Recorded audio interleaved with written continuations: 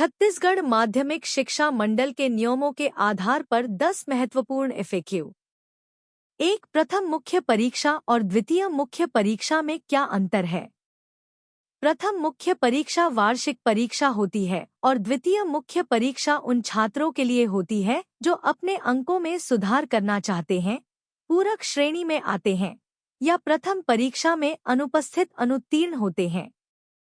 2. द्वितीय मुख्य परीक्षा के लिए आवेदन करने की प्रक्रिया क्या है? द्वितीय मुख्य परीक्षा के लिए आवेदन पत्र भरना अनिवार्य है और यह केवल उन छात्रों द्वारा भरा जा सकता है जो प्रथम मुख्य परीक्षा में पंजीकृत हैं।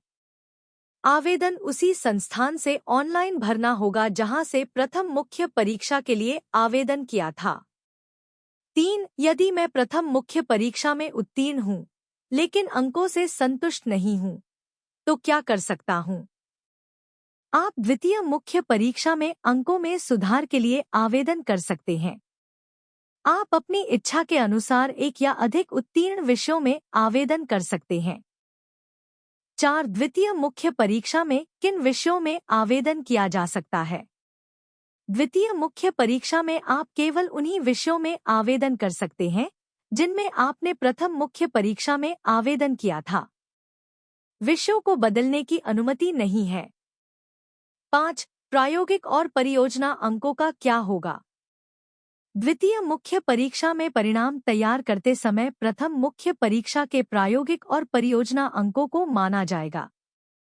यदि आप प्रथम मुख्य परीक्षा में प्रायोगिक या परियोजना में उपस्थित नहीं हुए थे, तो आप द्वितीय मुख्य परीक्षा में उपस्थित हो सकते हैं। 6. क्या द्वितीय मुख्य परीक्षा में भी अनुग्रह अंक नीति मान्य है? हाँ, द्वितीय मुख्य परीक्षा में भी वही अनुग्रह अंक नीति मान्य होगी जो प्रथम मुख्य परीक्षा में थी। 7. यदि मैं प्रथम मुख्य परीक्षा में अनुपस्थित रहा हूं तो क्या कर सकता हूं? आप द्वितीय मुख्य परीक्षा के लिए अनुपस्थित विषयों में आवेदन कर सकते हैं और अन्य विषयों में अंकों में सुधार के लिए भी आवेदन कर सकते हैं। 8. द्वितीय मुख्य परीक्षा में आवेदन शुल्क कितना होगा? द्वितीय मुख्य परीक्षा में शामिल होने के लिए बोर्ड द्वारा निर्धारित शुल्क जमा करना अनिवार्य होगा। शुल्क का विवरण बोर्ड की आधिकारिक वेबसाइट पर उपलब्ध होगा। 9. क्या द्वितीय मुख्य परीक्षा के परिणाम में सुधार नहीं हुआ तो क्या होगा? यदि द्वितीय मुख्य परीक्षा में अंकों में सुधार नहीं होता है, तो प्रथम मुख्य परीक्षा के अंकों को ही माना जाएगा और फिर से अंकसूची जारी नहीं की जाएगी। 10. अंतिम परिणाम और अंकसूची कब जारी की जाएगी? द्वितीय मुख्य परीक्षा के परिणाम के बाद अंतिम अंकसूची जारी की जाएगी। अगर द्वितीय परीक्षा में सुधार होता है तो पहली परीक्षा की अंकसूची वापस लेकर नई अंकसूची प्रदान की जाएगी।